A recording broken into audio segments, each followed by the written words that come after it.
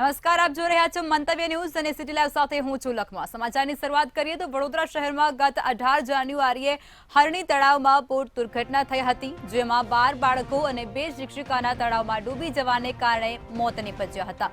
ત્યારે વડોદરામાં આવી જ બીજી દુર્ઘટના બનતા અટકી હતી, જેમાં વડોદરાના દાંડિયા બજારમાં આવેલી સરકારી ટેકનિકલ હાઈસ્કૂલની જર્જરિત ઇમારત ધરાશાય થઈ હતી। રાત્રે અચાનક હાઈસ્કૂલની ઇમારતનો કેટલોક ભાગ ધરાશાય થયો હતો, જ્યારે રાત્રિના સમયે આ ઘટના બનતા મોટી જાનહાનિ ટળી હતી। ત્યારે જેસીબી મશીન દ્વારા ઇમારત ઉતારી પાડવાની કામગીરી પણ અત્યારે શરૂ કરી દેવામાં આવી ચૂકી છે। તો આ સમાચાર છે જે અત્યારે વડોદરાથી સામે આવી રહ્યા છે। વડોદરાની અંદર હાઈસ્કૂલની બિલ્ડિંગ ધરાશાય થયા હોવાની ઘટના બની છે। વડોદરાની સરકારી ટેકનિકલ હાઈસ્કૂલની બિલ્ડિંગ એકાએક ધરાશાય થયા હોવાની માહિતી। વડોદરાની સરકારી ટેકનિકલ હાઈસ્કૂલની જે બિલ્ડિંગ છે તે રાત્રિના સમયે ધરાશાય થઈ હતી। રાત્રિના સમયે બનાવ બનતા કોઈ જાનહાનિ ટળી હતી। દાંડિયા બજારમાં આવેલી છે આ સરકારી ટેકનિકલ હાઈસ્કૂલ, જેની અમુક ભાગ ધરાશાય થયો હતો। સરકારી ટેકનિકલ હાઈસ્કૂલનો કેટલોક ભાગ ધરાશાય થયો હતો। જો કે આ સમગ્ર જે ઘટના છે તે રાત્રિ દરમિયાન બનવા પામી હતી, જેથી લઈ અને કોઈપણ પ્રકારની જાનહાનિના સમાચાર છે તે આમાં નથી મળી રહ્યા। તો આ સમાચાર અત્યારે વડોદરાથી સામે આવી રહ્યા છે, જેમાં હાઈસ્કૂલની બિલ્ડિંગ ધરાશાય થઈ છે। જેસીબી દ્વારા હવે આ ઇમારત છે તેને ઉતારી પાડવાની તજવીજ પણ હાથ ધરવામાં આવી રહી છે। વડોદરાની સરકારી ટેકનિકલ હાઈસ્કૂલની આ બિલ્ડિંગ છે તે એકાએક ધરાશાય થઈ હતી। જો કે આ સમગ્ર ઘટના રાત્રિ દરમિયાન બની હતી, જેથી કરી અને ત્યાં લોકોની અવરજવર ઓછી હોવાને કારણે કોઈપણ પ્રકારની દુર્ઘટના બની છે તેમાં જાનહાનિના સમાચાર નથી મળ્યા।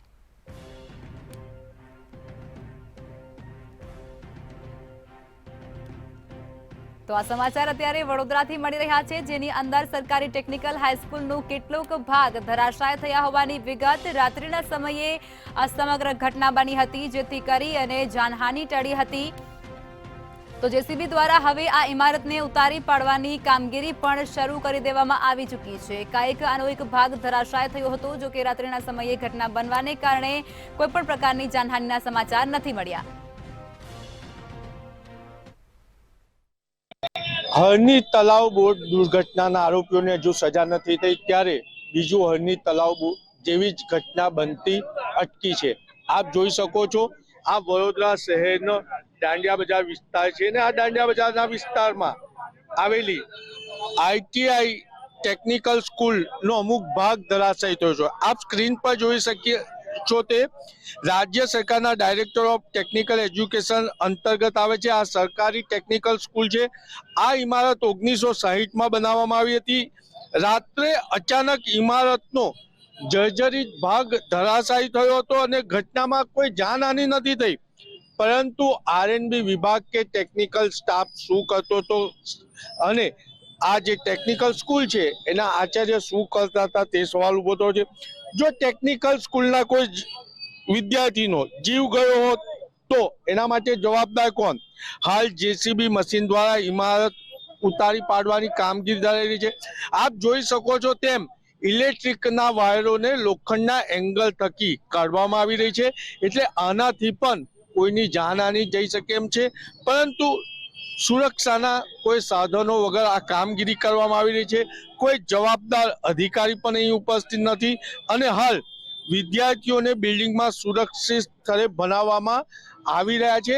પરંતુ મહત્વની બાબત એ છે કે જો આ જાનહાનિમાં કોઈ વિદ્યાર્થી એ જીવ ગુમાવ્યો તો જવાબદાર કોણ?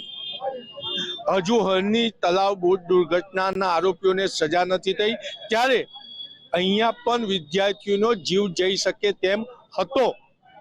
એટલે કહી શકાય કે આરએનબી હોય કે વડોદરા મહાનગરપાલિકા ઘટના પૂરતી જ કામગીરી કરતી નજરે પડે છે। તો આ ઘટના વડોદરાની અંદર બનવા પામી છે, જેની અંદર હાઈસ્કૂલની બિલ્ડિંગનો અમુક ભાગ ધરાશાય થયો હતો। જો કે આ સમગ્ર બિલ્ડિંગ છે તેની આ ઘટના બની એ રાત્રિના સમયે બની હતી, જેથી કરી અને લોકોની અવરજવર ક્યાંક ઓછી હોવાને કારણે કોઈપણ પ્રકારની જાનહાનિ નથી થઈ। જો દિવસ દરમિયાન આ ઘટના બની હોત તો વિદ્યાર્થીઓના જીવ પર પણ જોખમ હોત, તે આ બિલ્ડિંગ જે ધરાશાય થઈ છે તેનાથી સાબિત થાય છે। ત્યારે વડોદરાની સરકારી ટેકનિકલની હાઈસ્કૂલની આ બિલ્ડિંગ છે, જેનો એક ભાગ ધરાશાય થયો છે। રાત્રિના સમય દરમિયાન આ ભાગ ધરાશાય થયો છે। જો કે ત્યારબાદની કાર્યવાહી પણ શરૂ કરાઈ હતી અને જેની અંદર હવે જેસીબી દ્વારા આ બિલ્ડિંગ છે તેને ઉતારી પાડવાની કામગીરી હાથ ધરાઈ છે। દાંડિયા બજારમાં આવેલી છે આ સરકારી ટેકનિકલ હાઈસ્કૂલ, જેનો અમુક ભાગ ધરાશાય થયો હતો। હાઈસ્કૂલની બિલ્ડિંગ ધરાશાય થયા હોવાની ઘટના વડોદરાની અંદર બનવા પામી છે। રાત્રિના સમયે આ ઘટના બનતાની સાથે જ કોઈ મોટી જાનહાનિ થયા હોવાના સમાચાર નથી મળી રહ્યા, કારણ કે રાત્રિના સમયે આ સમગ્ર ઘટનાને અંજામ મળ્યો હતો। જો કે કાર્યવાહી હવે હાથ ધરાઈ છે અને જેસીબી દ્વારા આ જે ઇમારત છે તેને ઉતારી પાડવાની તજવીજ પણ હાથ ધરવામાં આવી રહી છે। તો આ વડોદરાની સરકારી ટેકનિકલ હાઈસ્કૂલની બિલ્ડિંગ છે, જેનો અમુક ભાગ ધરાશાય થઈ ચૂક્યો છે, જેને હવે જેસીબી દ્વારા આ બિલ્ડિંગને ઉતારી પાડવાની તૈયારી અને કામગીરી પણ શરૂ કરી દેવામાં આવી ચૂકી છે। વિદ્યાર્થીઓના જીવ ઉપર જોખમ તોડાતું હતું, તેને હવે ઉતારી પાડવાની કાર્યવાહી કરાઈ છે।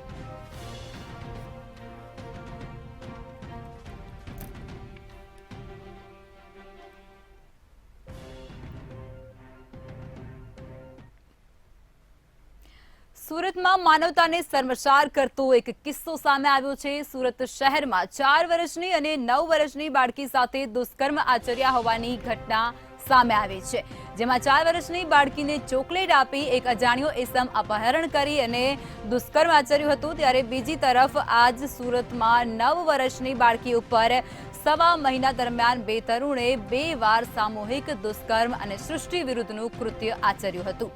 આ ઘટનાના પગલે વિસ્તારમાં ચકચાર મચી જવા પામી ચૂકી છે। ક્રાઇમ બ્રાન્ચ પોલીસે આ 3 આરોપીઓને ઝડપી પાડવામાં પણ સફળતા મેળવી લીધી છે। તો આ સમાચાર સુરતથી સામે આવી રહ્યા છે। સુરતમાં ફરી એકવાર સુરતને શર્મસાર કરતી ઘટના સામે આવી છે। 2 બાળકીઓ સાથે દુષ્કર્મ થયા હોવાની ઘટના સામે આવી ચૂકી છે, જેની અંદર આ બંને બાળકીઓની ઉંમર ખૂબ જ નાની સામે આવી રહી છે। સુરતમાં આ બંને બાળકીઓ સાથે દુષ્કર્મ અને સૃષ્ટિ વિરુદ્ધના કૃત્ય થયા હોવાની ઘટના સામે આવી છે, જેમાં 4 વર્ષની એક બાળકી છે અને એક બાળકી 9 વર્ષની છે। આ બંને જ બાળકીઓ ઉપર દુષ્કર્મ આચરવામાં આવ્યું છે। ચોકલેટ આપી અને 4 વર્ષની બાળકીનું અપહરણ કરવામાં આવ્યું હતું અને ત્યારબાદ તેના પર દુષ્કર્મ ગુજારવામાં આવ્યું હતું। તેની સાથે જ 9 વર્ષની બાળકી ઉપર પણ 2 તરુણો દ્વારા દુષ્કર્મ આચરવામાં આવ્યું હતું। जी बिल्कुल थी सूरत शहर की बात करें तो सूरत शहर में छेल्ला 2 दिवस में 2 मासूम बाळकीओ पींखाई गया बनावों सामे आव्या छे। एक सूरतना चौक बजार विस्तार में तो बीजो एक सूरतना गोड़ादरा विस्तार में। आ बने विस्तारों में सगीरा जे छे ते दुष्कर्मनो भोग बनी है। सूरतना चौक बजार विस्तार की बात करवामां आवे तो मोडी रात्रे एक बाळकी जे छे 4.5 वर्षनी आ बाळकी हती। आ बाळकी पोताना घर आंगणे रमी रही थी, त्यारबाद तेमनो अतोपतो लाग्यो न हतो, जेथी करीने तेमना माता पिता पोलीस मथके पहोंच्या हता। चौक बजार पोलीस तेमज सूरत क्राइम ब्रांच पोलीसनी टीमे तात्कालिक अलग अलग टीमों बनावी अलग अलग विस्तार में रवाना करी हती अने सीसीटीवी फूटेजनी मददथी बाळकी रमी रही थी तेमनी पासेथी एक युवान जे छे ते निकळ्यो हतो अने ते बाळकीने लई जतो नजरे पड़े छे। समग्र घटना दरमियान बाळकी जे छे ते वेडरोल खातेना अखंड आनंद कॉलेज पासे लोही लुहाण हालतमां मळी आवे छे। त्यारबाद आ बाळकीना कपड़ा कवावरू जग्याएथी मळी आवे छे। प्रथम दृष्टिए ज पोलीसने आशंका थई हती कि आ दुष्कर्मनी घटना आ बाळकी साथे बनी छे। तात्कालिक ज बाळकीने होस्पिટલમાં खसेडवामां આવી હતી ને જે સીસીટીવી ફૂટેજમાં દેખાતો જે ઈસમ છે આરોપી છે તેમને શોધવા ડીસીબી પોલીસ અને ચોક બજાર પોલીસ સંયુક્ત ઓપરેશન કરી રહી હતી। તે દરમિયાન આરોપી જે છે તે પણ મળી આવ્યો હતો। આ આરોપી જે છે તેમનું નામ છે અંકિત ઓમ પ્રકાશ અને આ અંકિત ઓમ પ્રકાશ છેલ્લા 10 વર્ષથી સુરતમાં રહેતો હતો અને એમ્બ્રોઇડરીમાં કામગીરી કરતો હતો। એમ્બ્રોઇડરીમાં ખાતામાં કામગીરી દરમિયાન જે પ્રકારે આ બાળકી છે ત્યાં બાળકી તેમના ઘર આંગણે રમી રહી હતી ત્યારે તેમનામાં હવસ જાગી અને બાળકીને ચોકલેટ ખવડાવવાની લાલચ છે તે લઈ ગયો હતો અને બાળકી તેની સાથે ગઈ હતી। ત્યારબાદ બાળકી સાથે દુષ્કર્મ આચર્યું હતું। જોકે સુરત ક્રાઇમ બ્રાન્ચ પોલીસે તાત્કાલિક જ આ આરોપી જે છે અંકિત તેમની ધરપકડ કરી અને જેલ હવાલે કર્યો હતો। બીજી તરફ ગોળાદરા વિસ્તારની વાત કરવામાં આવે તો ગોળાદરા વિસ્તારમાં 17 વર્ષીય 2 જેટલા સગીરોએ સામૂહિક દુષ્કર્મ કર્યું હતું અને એક 9 વર્ષની બાળકી જે છે તેમના પર દુષ્કર્મ કર્યું હતું। આ સમગ્ર ઘટનાની વાત કરીએ તો આ જે બાળકી હતી તે અને એક અન્ય કિશોરી બંને બેનપણીઓ હતી અને આ જે દુષ્કર્મ આચરનાર સગીર હતા તેમની જ બહેનની બેનપણી હતી, જેથી કરીને અવારનવાર તેમના ઘરે આવતી હતી। ત્યારબાદ આ 17 વર્ષીય કિશોર અને તેમનો મિત્ર બંને ઘરે એકલા હતા તે દરમિયાન તેમની બહેનપણી અને તેમની બહેન ઘરમાં રમી રહી હતી. તે દરમિયાન બહેનપણીને જે કહેવામાં આવે તો તેમની બહેન હતી તેમને બહાર મોકલવામાં આવી હતી અને તેમને બહાર મોકલ્યા બાદ જે 9 વર્ષની જે બાળકી હતી તેમની સાથે દુષ્કર્મ આચરવામાં આવ્યું હતું. ચપ્પુની અણીએ દુષ્કર્મ આચર્યું હતું અને તેમના મિત્રએ અને આ સગીરે બંનેએ દુષ્કર્મ આચર્યું હતું. જોકે સમગ્ર મામલે આ બાળકી જે છે તેને 5 દિવસ બાદ ફરીથી આ યુવાને બોલાવવા આવ્યો હતો અને યુવાને આ બાળકીને બોલાવતા જ તે જે સગીર હતો તે સગીરે તેમને ઘરે બોલાવી હતી. જેથી કહી શકાય કે આ બંને એક બાળકી અને આ એક સગીર જે ઈસમ છે તે સગીરે આ બાળકીને બોલાવી હતી. ત્યારે માતાને શંકા ગઈ હતી કે શા માટે આ સગીરે પોતાની બાળકીને ઘરે રમવા બોલાવ્યું છે. ત્યારબાદ માતાએ આ બાળકીને પૂછ્યું હતું અને બાળકીએ સઘળી હકીકત વર્ણવી હતી, જેને લઈને તાત્કાલિક જ બાળકીની માતા જે છે તે બાળકીને લઈને હોસ્પિટલ પહોંચી હતી. હોસ્પિટલે પહોંચ્યા બાદ ગોળાદરા પોલીસ મથકે સમગ્ર મામલે તપાસ હાથ ધરવામાં આવી હતી. પોલીસ ફરિયાદ થયા બાદ પોલીસે પણ આ બંને જે કિશોરો હતા તેમની ધરપકડ કરીને કાયદેસરની કામગીરી હાથ ધરી છે. મહત્વનું કહી શકાય કે સુરત શહેરમાં કાયદો અને વ્યવસ્થા કથળતી હોય તે પ્રકારની ઘટનાઓ દિવસે ને દિવસે બની રહી છે અને શહેરમાં આ દુષ્કર્મની ઘટનાઓ પણ બની રહી છે. જ્યારે ચોક બજાર અને ગોળાદરા વિસ્તારમાં આ ઘટના બની છે ખૂબ શર્મસાર કહી શકાય સુરત શહેર માટે. પરંતુ આ જે પ્રકારની સમગ્ર ઘટના ઘટી છે તેમાં પોલીસે તાત્કાલિક જ ગણતરીની કલાકોમાં આરોપીઓને ધરપકડ કરી અને જેલ હવાલે કર્યા છે. જી તો ફરી એકવાર સુરતને શર્મસાર કરતી ઘટના સામે આવી છે. 10 વર્ષથી પણ નાની 2 બાળકીઓ ઉપર દુષ્કર્મ ગુજારવામાં આવ્યું છે. ત્યારે ફરી એકવાર એવા સવાલો ઊભા થાય છે કે શું સુરતમાં દીકરીઓ બાળકીઓ સુરક્ષિત છે કે શું?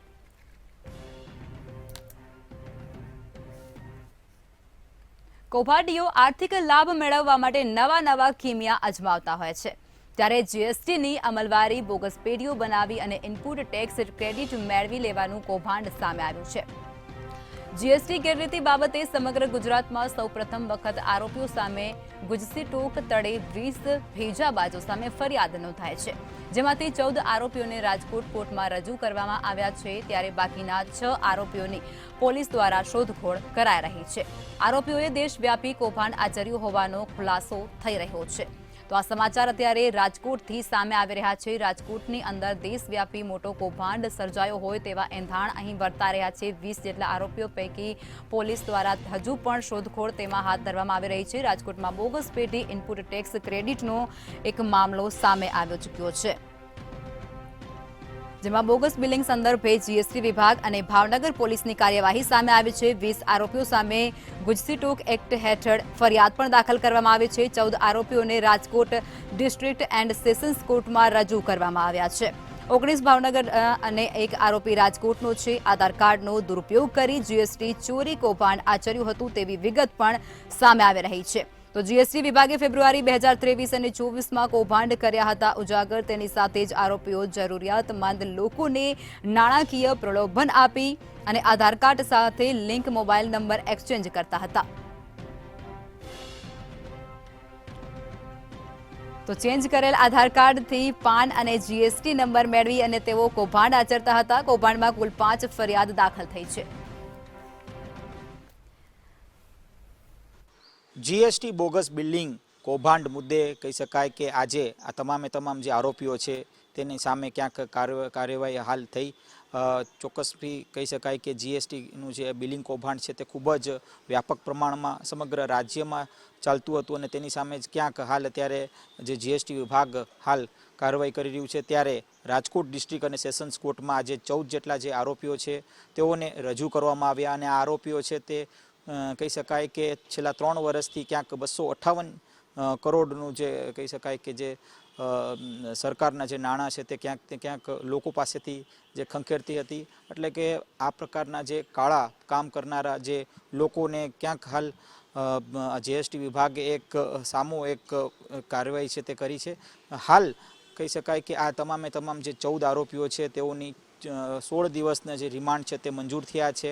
એટલે આ જે આરોપીઓ છે તે ક્યાંક જે આધાર કાર્ડ બનાવી અને કહી શકાય કે જે નાના અને મધ્યમ વર્ગના જે લોકો છે કે જે વેપારીઓ છે તેઓના ખિસ્સા છે તે ખંખેરતા આ પ્રકારની ક્યાંક જે વિગતો સામે આવતા જીએસટી વિભાગે પણ પોતાની જે કાર્યવાહી છે તે કરી છે. એટલે હવે કહી શકાય કે જ્યારે 16 દિવસના જ્યારે રિમાન્ડ મંજૂર થયા છે ત્યારે તમામે તમામ કહી શકાય કે ઇન્વેસ્ટિગેશન હજુ પણ ક્યાંક ચાલુ રાખવામાં આવશે. એટલે કે કહી શકાય કે સમગ્ર જે 3 વર્ષ છે આ 3 વર્ષમાં 258 કરોડનું કહી શકાય કે જે નાણાં છે તે ક્યાંક આ જે આરોપીઓ છે તેઓએ છેતરપિંડી કરીને લોકો પાસેથી પડાવ્યા છે. ખાસ તો જે વેપારીઓ છે કે જે જીએસટી સાથે ક્યાંક સંકળાયેલા છે ત્યારે જીએસટી વિભાગની મોટી કાર્યવાહી ક્યાંક દેખાઈ રહી છે. હવે આ જ પ્રકારની ક્યાંક કાર્યવાહી છે તે હજુ પણ ક્યાંક યથાવત રહેશે, કારણ કે કહી શકાય કે સમગ્ર ભારતમાં આ પ્રકારનું કૌભાંડ છે તે ક્યાંક થઈ રહ્યું છે. ત્યારે ગુજરાતની વાત કરવામાં આવે તો ભાવનગર તેનું એપિસેન્ટર કહેવાતું હતું અને આ જ એપિસેન્ટરમાંથી અનેક જે જીએસટીના જે કૌભાંડકારીઓ છે તેઓની ધરપકડ છે તે થઈ હતી. એટલે આવા જે કોઈ જે આરોપીઓ છે તેઓની સામે કડકમાં કડક કાર્યવાહી થાય તેવી ક્યાંક સરકારની પ્રાથમિકતા હતી. અને આને જ લઈને આજે જ્યારે જે પોલીસ છે તે પોલીસ સેશન્સ અને ડિસ્ટ્રિક્ટ કોર્ટમાં આ તમામ જે 14 આરોપીઓ છે તેઓને રજૂ કર્યા. આ તમામે તમામ જે આરોપીઓ છે તેમાંથી કહી શકાય કે 19 જેટલા જે આરોપીઓ છે એ ભાવનગરથી છે, જ્યારે એક આરોપી છે તે રાજકોટથી છે. એટલે કે ઘણા એવા જે આરોપીઓ છે કે જે ભાવનગરથી સંપર્ક રાખે છે અને ભાવનગર આનું મુખ્ય મથક કહી શકાય કે ગુજરાતમાં સૌથી વધુ જો કૌભાંડ જ્યારે જીએસટીનું થતું હોય છે ત્યારે ભાવનગર એક મુખ્ય મથક હતું અને તેની જ સામે ક્યાંક જીએસટી વિભાગે કાર્યવાહી કરી અને હાલ આ જે આરોપીઓ છે તેમને કોર્ટ સમક્ષ રજૂ કરવામાં આવ્યા. 16 દિવસના રિમાન્ડ મળ્યા છે. હવે આગામી સમયમાં હજુ પણ ક્યાંક કાર્યવાહી થઈ શકશે અને આવા જે કોઈ આરોપીઓ હશે તેઓને કોર્ટ સમક્ષ રજૂ કરવામાં આવશે અને બાકીની કાર્યવાહી ક્યાંક આગળ વધારવામાં આવશે. જી, તો આ સમાચાર અત્યારે રાજકોટથી સામે આવી રહ્યા છે, જેની અંદર 14 જેટલા આરોપીઓને રાજકોટ કોર્ટમાં રજૂ કરાયા છે. દેશવ્યાપી મોટું કૌભાંડ આચરાયું હોય તેવું અત્યારે અહીં સાફ વર્તા રહ્યું છે. ત્યારે જીએસટી ગેરરીતિ કૌભાંડમાં ગુજસી ટોક અંતર્ગત કાર્યવાહી હાથ ધરવામાં આવી છે. 6 આરોપીઓ પોલીસની પકડથી હજુ પણ દૂર છે. પોલીસ દ્વારા તપાસ હજુ પણ હાથ ધરા રહી છે. રાજકોટમાં દેશવ્યાપી કૌભાંડ થયો હોય તેવા સંકેતો બોગસ પેઢી ઇનપુટ ટેક્સ ક્રેડિટ બનાવી અને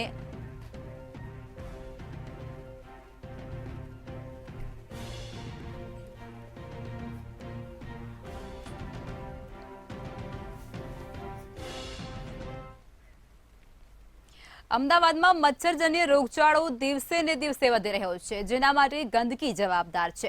કોર્પોરેશન ખાનગી પ્લોટમાં કે જાહેર માર્ગો પર દંડ કરે છે, પરંતુ પોતાની જ કેનાલમાં થઈ રહેલી આ ગંદકી સાફ કરવાનું નામ નથી લઈ રહ્યા, જેના કારણે મચ્છરોથી લોકો પરેશાન થઈ ચૂક્યા છે.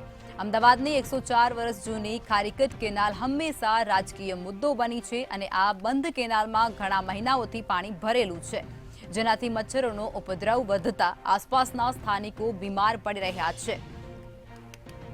તો સમાચાર અત્યારે મળી રહ્યા છે રાજકોટ.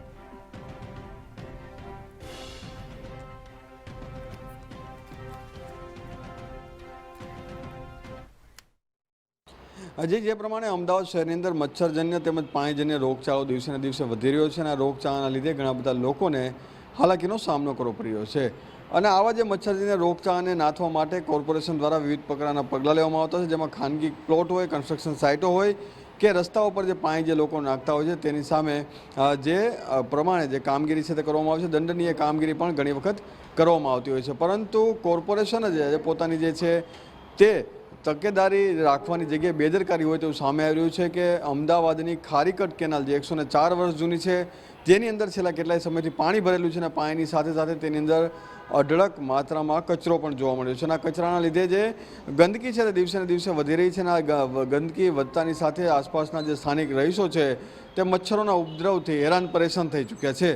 જે પ્રમાણે કોર્પોરેશનની જે કામગીરી સામે સવાલ ઉઠાવતા ઘણા બધા સ્થાનિક લોકોએ કહ્યું છે કે કોર્પોરેશન જે ફોગિંગની કાર્યવાહી કરવી જોઈએ તો કાર્યવાહી કરતું નથી.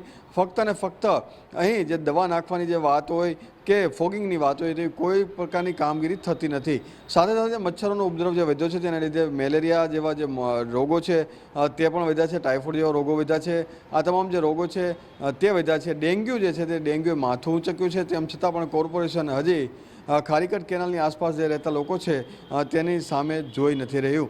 સાથે ની વાત એ છે કે જે ગંદકી જે સાફ કરવાની જે મોટી મોટી વાતો કરવામાં આવે છે, સાફ સફાઈ રાખવાની જે મોટી મોટી વાતો કરવામાં આવે છે, પરંતુ જે ખારીકટ કેનાલ જે વર્ષો જૂની છે તેની સફાઈ થતી નથી અને એક બાજુ જે 1200 કરોડ રૂપિયાના ખર્ચે ત્યાં રીડેવલપમેન્ટની કામગીરી ચાલી રહી છે, તો પણ આ જે કામગીરી છે જે સ્વચ્છતાની રાખવી જોઈએ તે કોઈ સ્વચ્છતાની કામગીરી રહેતી નથી, જેના લીધે સમસ્યાનો સામનો સ્થાનિકો કરી રહ્યા છે અને તેઓ માંગ પણ કરી રહ્યા છે કે જે પ્રમાણે મચ્છરોનો ઉપદ્રવ વધ્યો છે તો તેઓએ પણ જે આ કામગીરી કરવી જોઈએ, ફોગિંગની કામગીરી કરવી જોઈએ, જેનાથી લોકો જે છે તે માંદગીનો ભોગ ન બને.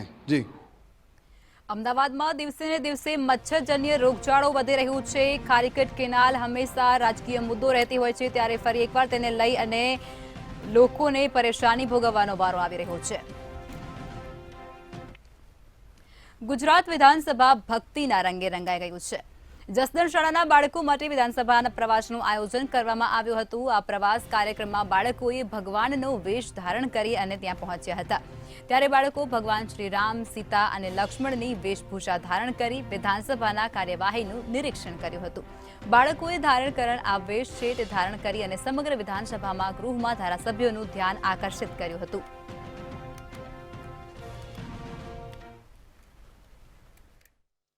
ગુજરાત વિધાનસભામાં આજના સત્રમાં જસદણ પાટીદાર શૈક્ષણિક ભવન સંસ્થાના ધોરણ 8 થી 12ના વિદ્યાર્થીઓ જે છે આજે પ્રવાસ અર્થે આવ્યા હતા. ત્યારે ગુજરાત વિધાનસભા ગૃહમાં ધારાસભ્યો દ્વારા એ બાળકોને જોઈને જય શ્રી રામના નારા લગાવવામાં આવ્યા હતા. આ અંગે આ સંસ્થાના જે સભ્ય હતા દિનેશ ભામડિયા દ્વારા જણાવવામાં આવ્યું હતું કે આ બાળકો જે છે એ આર્થિક રીતે જે નબળા વર્ગો છે તેમાંથી આવે છે અને આ બાળકોનું જે તમામ પ્રકારનું અભ્યાસનું જે છે ખર્ચ એ છે સંસ્થા દ્વારા ઉઠાવવામાં આવે છે. ત્યારે આ બાળકો જે છે જુનિયર જીપીએસસીની તૈયારી કરે છે અને સાથે જ ગુજરાત વિધાનસભામાં લોકશાહીનું કેવી રીતે રક્ષણ કરવામાં આવે છે તેમજ લોકશાહીની આ જે સમગ્ર પ્રક્રિયા છે તે કેવી રીતે ચાલે છે તે જાણવા માટે જે છે તે પ્રવાસ અર્થે તેઓ ગાંધીનગર ગુજરાત વિધાનસભાની મુલાકાતે આવ્યા હતા. સમગ્ર દેશમાં જ્યારે પ્રધાનમંત્રી નરેન્દ્ર મોદી દ્વારા રામ મંદિરનું જે નિર્માણ કરવામાં આવ્યું છે તેને લઈને સમગ્ર દેશ રામમય બની ગયું છે, ત્યારે આજે જ્યારે ગુજરાત વિધાનસભામાં આ બાળકો જ્યારે રામ લક્ષ્મણ અને જાનકીની વેશભૂષા ધારણ કરી આવ્યા ત્યારે જે છે ગૃહના સભ્યો છે તમામ ઉત્સાહિત થઈ ગયા હતા. ગુજરાત વિધાનસભા ભક્તિના રંગે રંગાયો હોય તેવો એક પ્રસંગ સામે આવ્યો છે.